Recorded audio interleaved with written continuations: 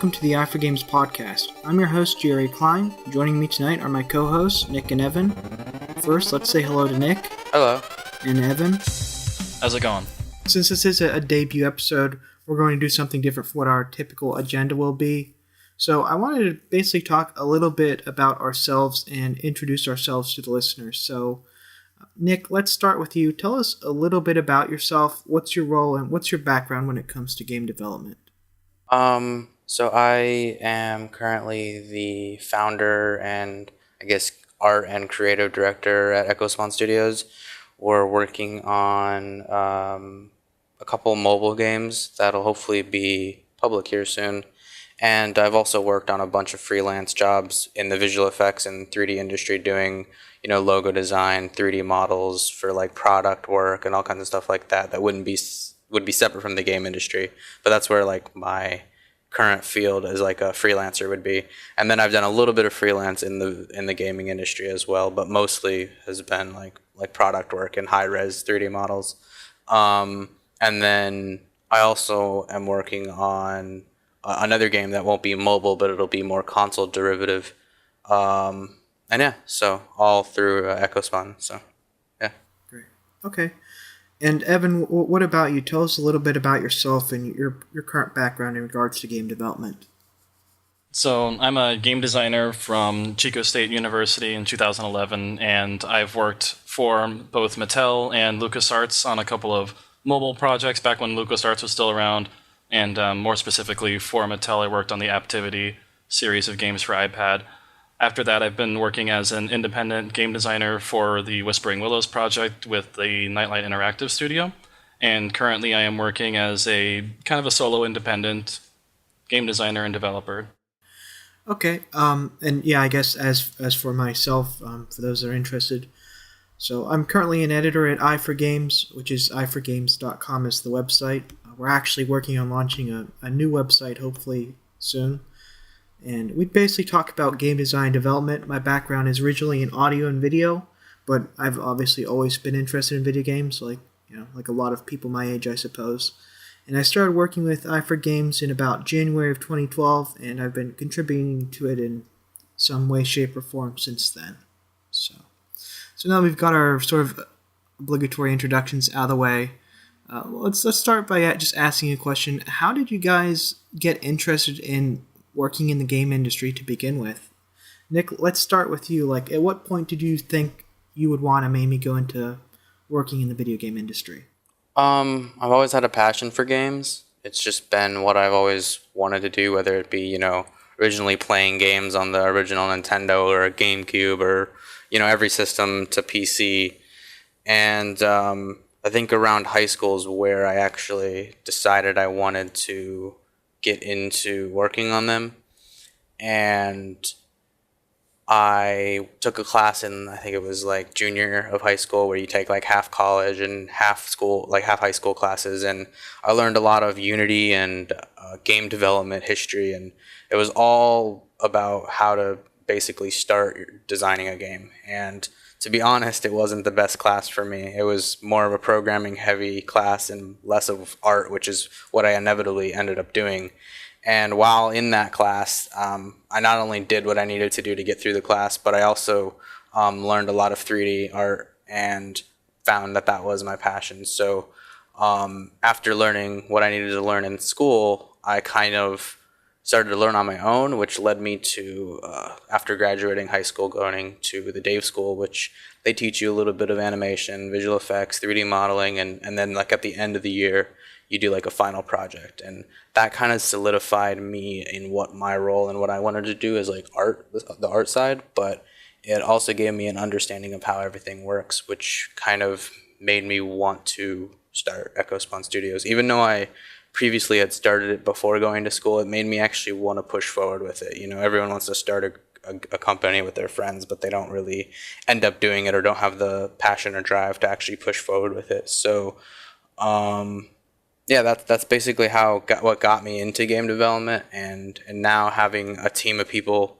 that I can rely on, finally, we can push forward and actually have a solid foundation. And it's easier for me to be willing to work in this industry, as tough it is. So yeah. Okay. How long has EchoSpawn been around? A couple of years now. Okay, gotcha. But like I said, I started it before I went to school, and with school, you kind of have your school, and you have to worry about that. So Right. it hasn't been as active as I'd like it to be. We mainly do service work. So if anyone needs a 3D model or a visual effect or whatever they need, that's what the company currently has like status in, because we haven't released a game yet. And we have a bunch of clients. You know, we've done work with NASCAR affiliates, or we did a project for a Met Stadium here local in Florida. And we've done all kinds of stuff for even small stuff like a Twitch streamer would need a logo. You know, whatever someone needs, we'd end up doing it. But now I feel we're at the point where we can really get our name out there as an indie game studio. We've got, Unreal 4, and we've got Xbox in contact with us, and Wii and all that. So now that we've got like our programmer that we're currently working with, who's amazing, he is one of the lead programmers for BioShock Infinite. So to have that as a sturdy development platform for him to be as good as he is really helping us push forward, because we already had the art handled, and the thing that was holding us back was a programmer that knew what he was doing. So being able to move forward with that is really strong, and I think in the next couple of weeks we'll have something to show for it too. So yeah. Great. Okay. Well, Evan, what about you? How did you become interested in video games and working in the industry? So a lot like you, I kind of grew up with games, and I fell into PC gaming somewhere around, I'd say it was probably around high school as well. But my kind of path to getting to game design was a little different in that I started in the art world, and when I was growing up, I grew up with Pixar films, and I always wanted to do art for Pixar, and that was kind of where I started. And when I went to school, that's what I was focused on. And then I got to my junior year of college, and I found, excuse me, the game design sort of courses, in that we had a game production course, and I found out that I didn't have to do art. I could actually design the levels, and at first it was so high concept I didn't really understand that I could just be designing a game as a whole and not necessarily the art that goes into it. And once I had figured out how much I enjoyed, making rule sets and doing layouts and designing the way the player interacts with the art team's assets and what they make, I just sort of fell in love with it. When I graduated from school, I landed back in visual effects just because that's where a job happened to land me. And when I was in Los Angeles, I had the opportunity to work with TikTok Games, and they're the ones who sort of were my break into the game industry as far as working on something that was substantial or something that you could consider portfolio work. And I worked on the Mattel project and the LucasArts projects while I was there, and one of their in-house titles, which was a title called Pug Run on iTunes. And so that's kind of how I have gone about it so far. So it's been a pretty fun ride. Okay. Right. So I guess what are you guys working on at the moment? I know, Nick, you kind of mentioned you're working on some stuff earlier. Do you have anything else to add on what you're sort of working on at the moment? Is there anything you can sort of talk about? Currently I'm working on, we're working on two things. One of them is like our project that we want to reach for the stars project. Not a project that we expect to be out soon, but something that we slowly are building on. And that one's more of like a platforming space-based game. You play a character, and as you progress through the game kind of thing, which requires a lot more art assets than we want to approach for our first game. Our other game is Lumora, which, like I said, we should be going public with something in the next couple of weeks.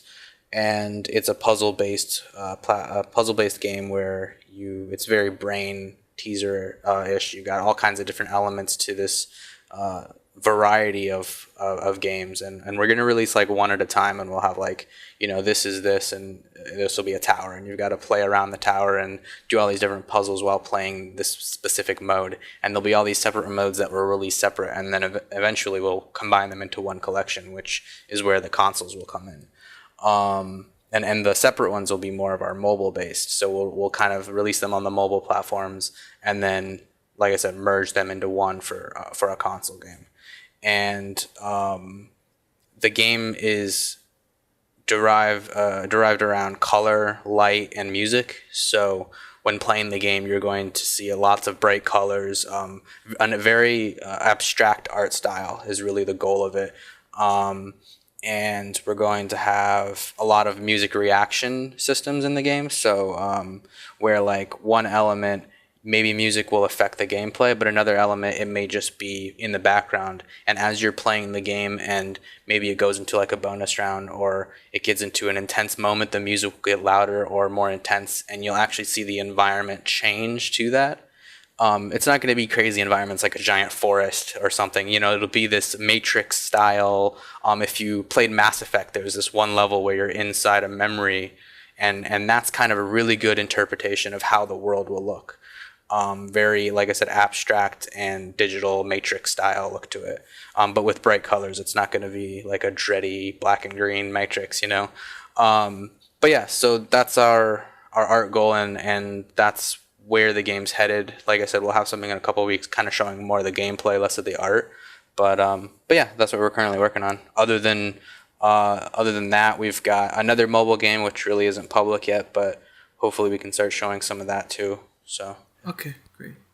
Okay, Evan, what about you? What kind of projects are you working on right now?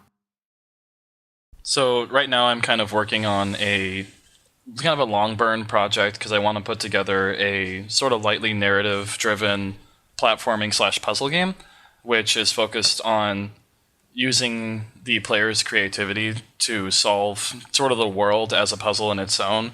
I've given the player the ability to create surfaces and platforms and restricted where those platforms can be and where they can be created and how they're created and how they interact with things like gravity or lift and things like that. And so that's sort of been my long-term project, and I've been kicking off a lot of art to my few artists that are working for me, and just plugging away at programming on my own right now as I keep designing all the areas. It's been a great process so far. My artists have been doing great work, and they have such a clear idea of what it is I want to make, so it's been really fun to direct that group on that one. Other than that, I still work with the Nightlight crew, who is currently, they can't really say too much, but we're still working together, and we're still trying to figure out what we want to do next. So, yeah, been pretty busy. Okay, so yeah, you mentioned earlier working on Whispering Willows. Is your work on that project done? Is that out yet, or are you still doing some behind-the-scenes work on that? I haven't touched Whispering Willows in about, I'd say, a few months, maybe 3 or 4 months at this point. The game's been out on Steam since earlier this year. It's been doing pretty good in sales. The only thing that has changed that I've had any kind of discussion with the guys on has been, or rather the group I should say, has been that we introduced a run button to the game, which was a highly requested feature from the community, which I was kind of apprehensive about, and to some degree it improved things, and to some degree it kind of reduced the quality of some areas because the art gets kind of just blurred together because you're running through it so quickly. But other than that, I haven't worked on the game since then. So. Okay. But you guys got some good feedback, like the post-launch feedback and stuff from Steam users was good? Oh yeah, absolutely. I think we still have something like an 88 or like an 85% positivity rating, whatever you want to call it. Okay, great.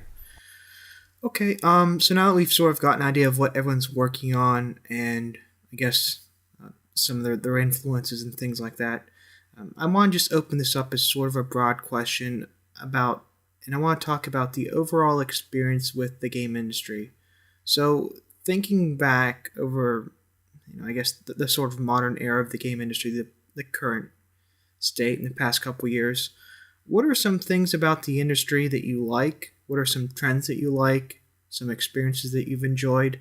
And what are things that you don't like? What things are you just absolutely done with? Do you hate? Both in terms of things you've seen in games and also from a business perspective. I know that's kind of a big question, but yeah. Nick, Evan, did either one of you guys have how do you feel about, I guess, the overall state of the game industry currently? Let me ask that. Do you think You think we're in a good place, bad place, sort of middle of the road? I'd have to say, personally, I think it's a bit of middle of the road, but there's also a lot of points at which I feel a lot of the game industry, a lot of the game developers out there have just gotten to this level of acceptance. They know what they can get away with. They know they can make money on this product, and they're not willing to take a chance at making something interesting, you know? And I'm going to throw this game out there, not to say it's a bad game, because it's a great game for what it is, but like Call of Duty is a great example. That game just comes out and does the same thing over and over again. Granted, I think that they shouldn't change because it is what it's trying to do. They're trying to keep the same game over and over again and just give you this expansion.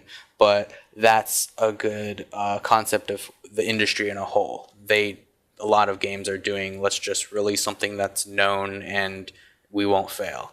And though that's probably what the giant game developers are doing, on the other side of the coin, there's a lot more smaller companies now than there was. So that's why I say it's still a little bit middle in the road, so that the big companies aren't taking risk anymore. I think the smaller companies are there. There's more of them, and they're willing to take the risk. So I think it's kind of evened out a little bit.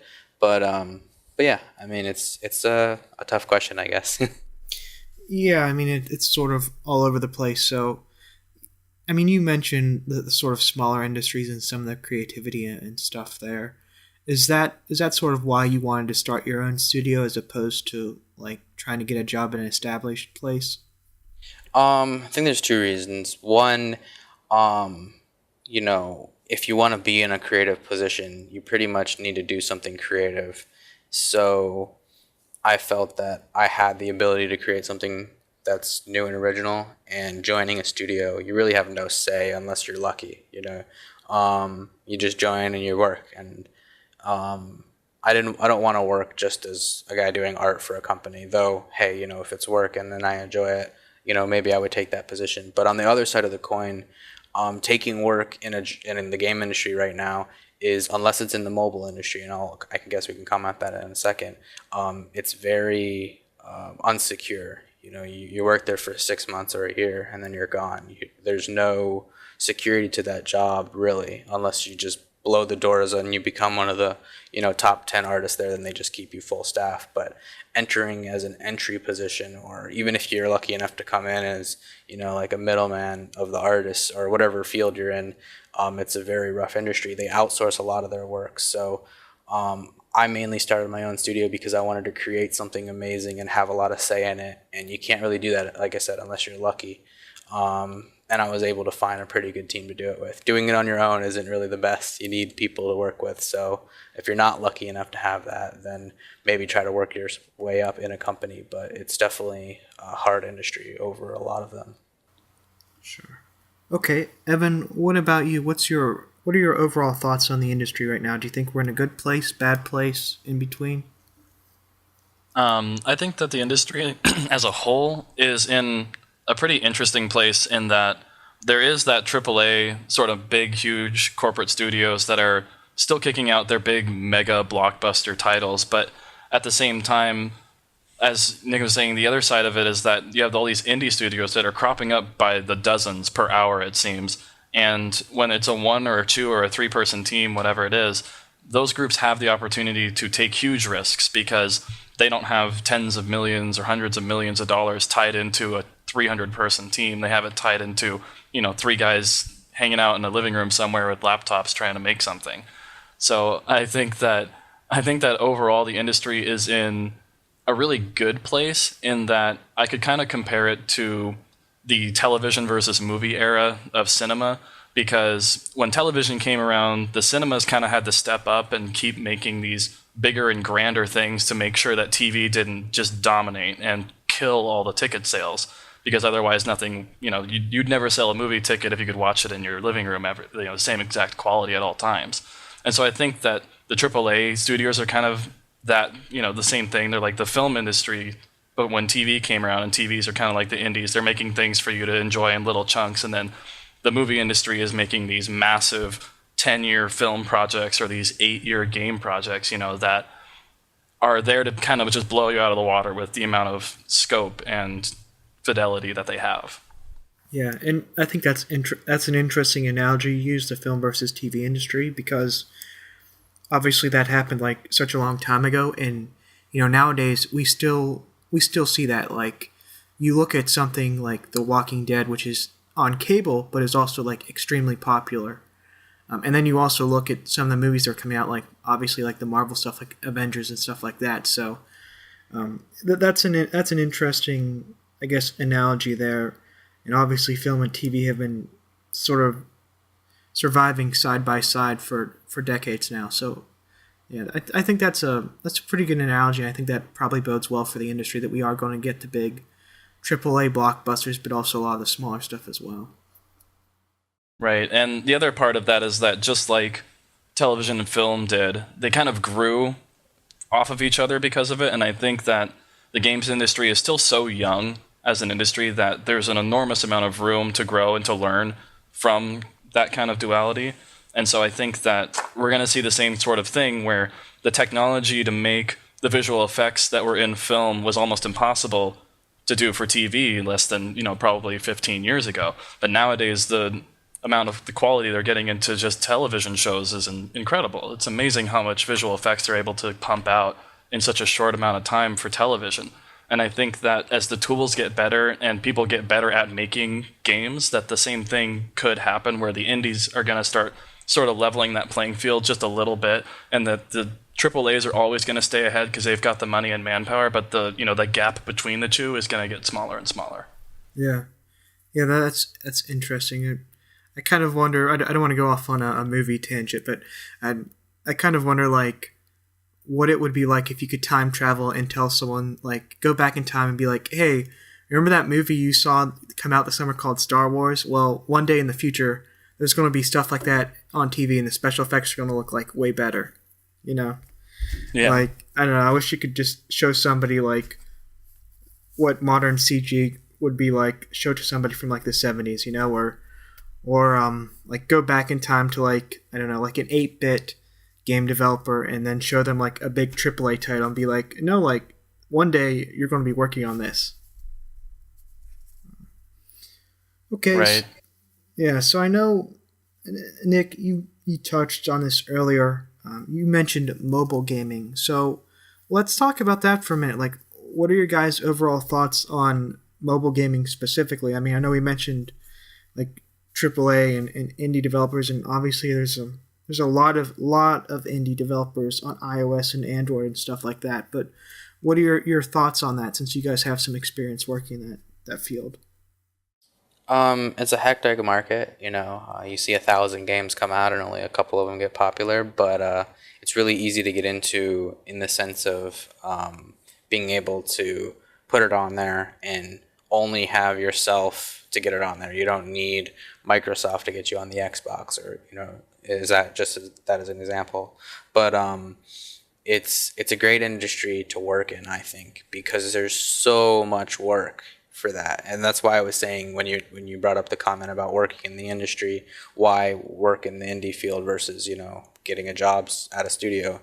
And if you can get a job in a studio doing something mobile, you're probably going to have a good amount of work. It may not stay at that studio, depending on the studio, but if you can get a good demo reel for mobile, you can definitely move around and pick up jobs here and there. It's a great industry to work in.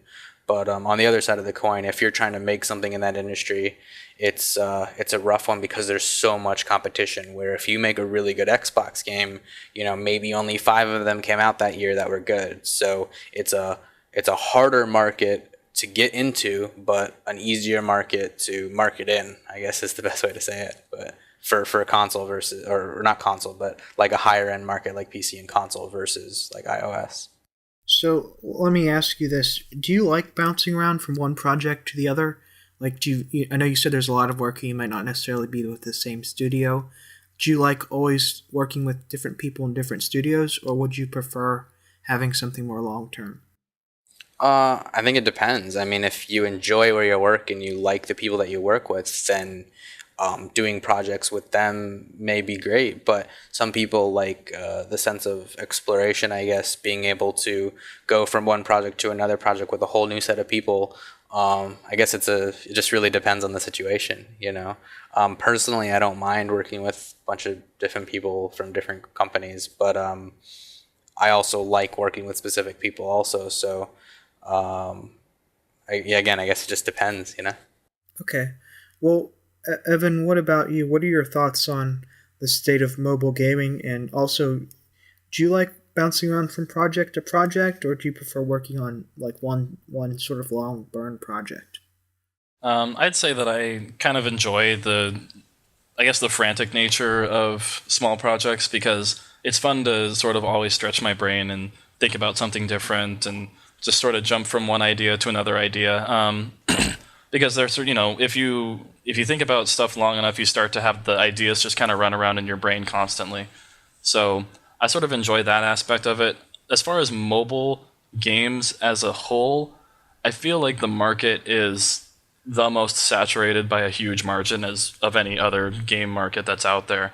And with that has come kind of a huge amount of bad games, to be totally frank. And that it's almost reminiscent of the crash in the 80s, but it's not going to actually cause a crash because the times are totally different in that sense. But, because people aren't dumping all the money into it like they were. But I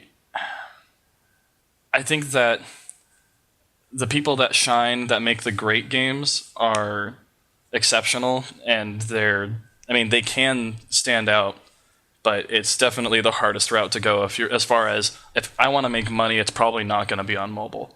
But to that end, it's the easiest to get into because if you own a smartphone, you basically own a development platform, with the exception of the iPhone, which is a little more complicated. But the Android, you basically just go onto Google Play and you get the SDK and you're good to go.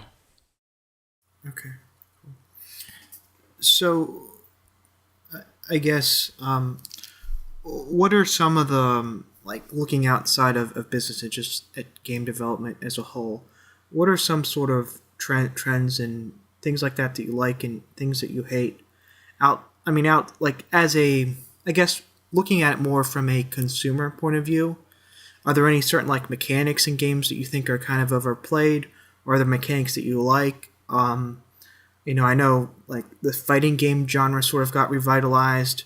What genres and things like that do you actually like looking at the big picture from a consumer point of view? Because the last generation with the 360 and the PS3 was such a long generation, and a lot of stuff actually happened. New franchises were born and reborn and things like that. So what are your guys' thoughts? Give me some more trends and ideas that you like and things that you hate. That's a tough one. I like pretty much every game. Not every game, but I have a wide genre of games I enjoy.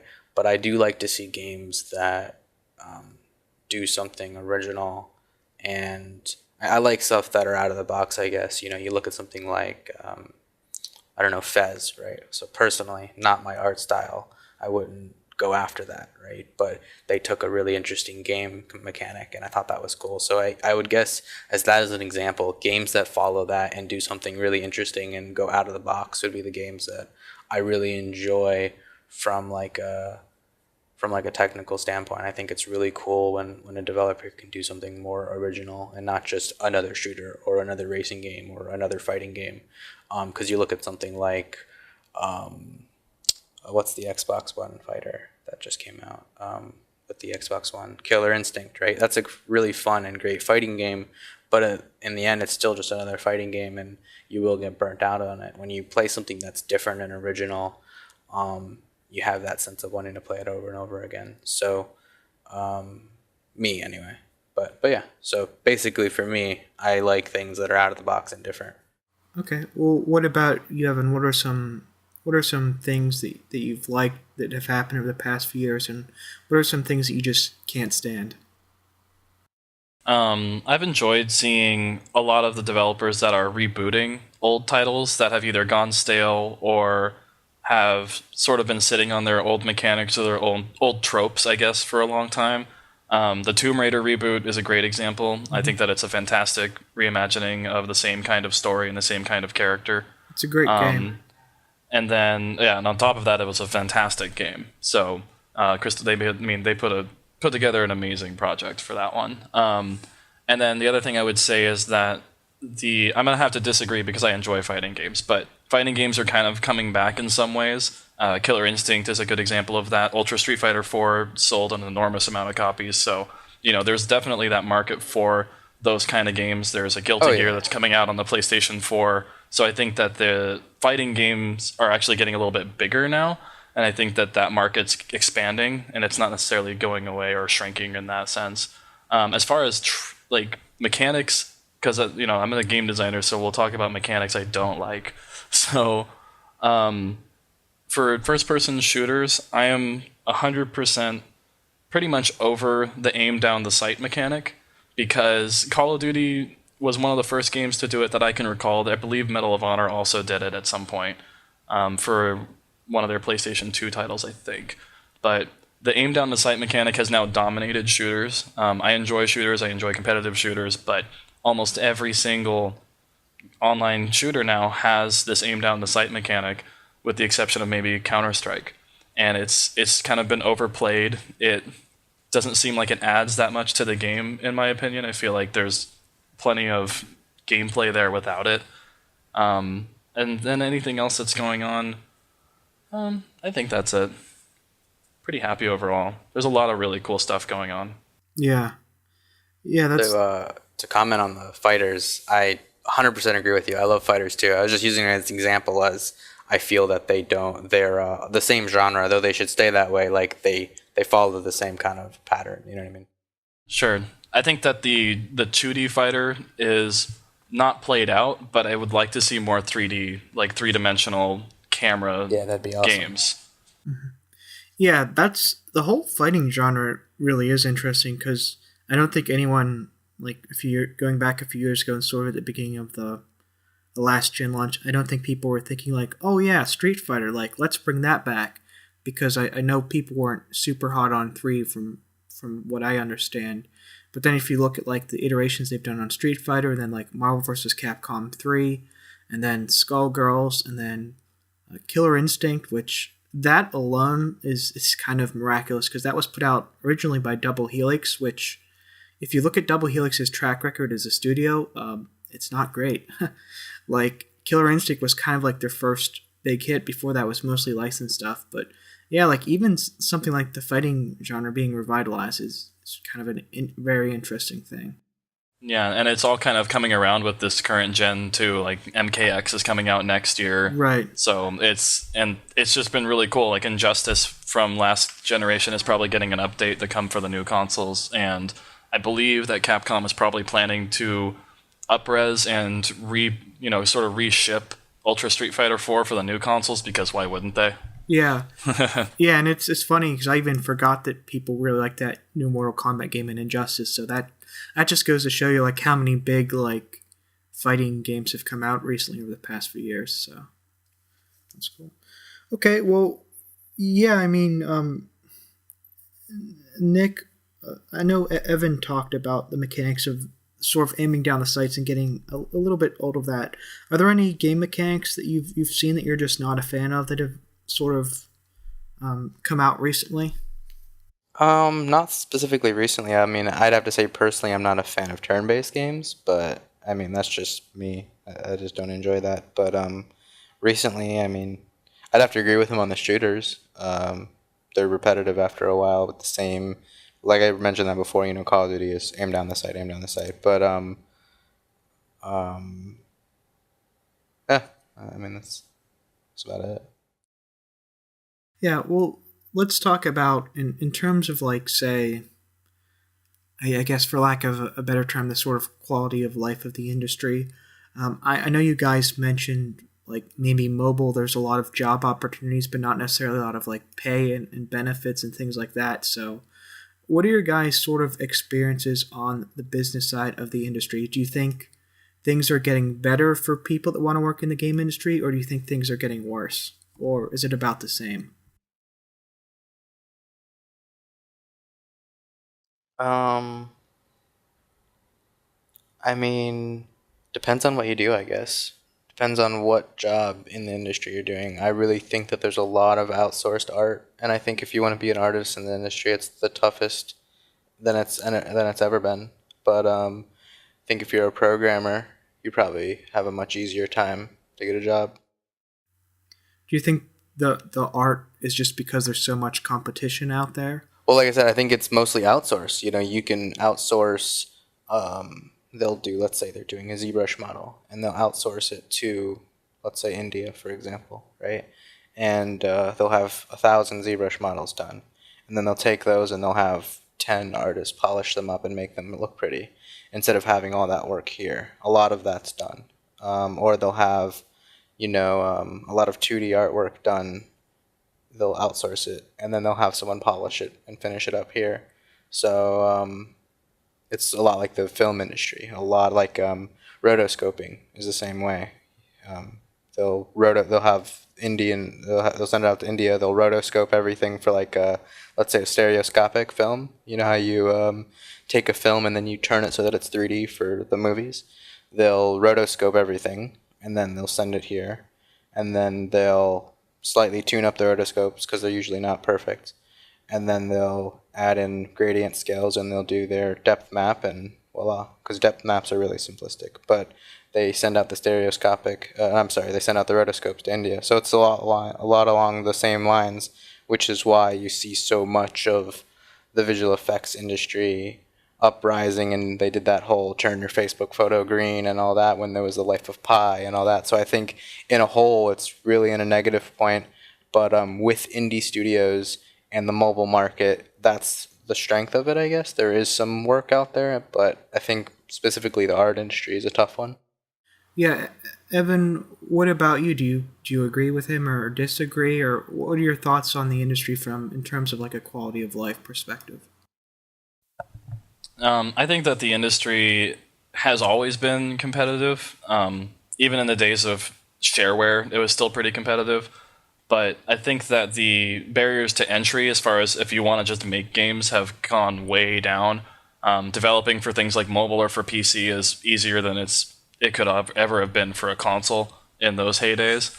And I would say that programmers are still kind of that market that there's always going to be a big need for programmers, and they're almost always going to be in-house. They aren't going to be something that's outsourced because it's such a complex process, That said, I would say that design is probably one of the hardest things to do if you want to talk about a career as something like a AAA studio, because everybody in the world has ideas, and there's an enormous amount of people with great ideas.